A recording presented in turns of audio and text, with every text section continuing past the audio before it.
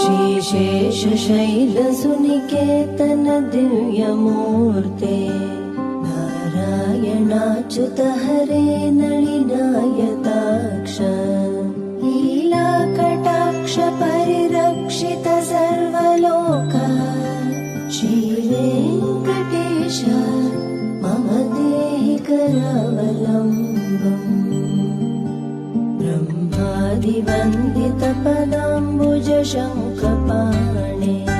श्रीवत्सुदर्शन सुशोभित दिव्यहस्त कारुण्यसागर शरण्य सुपुण्यमूर्ते श्रीवेङ्कटेश मम देहि करावलम्बम् वेदान्त वेद्य भवसागर कर्णधार श्रीपद्मनाभ कमलार्चित पादपद्मा लोकैकपाल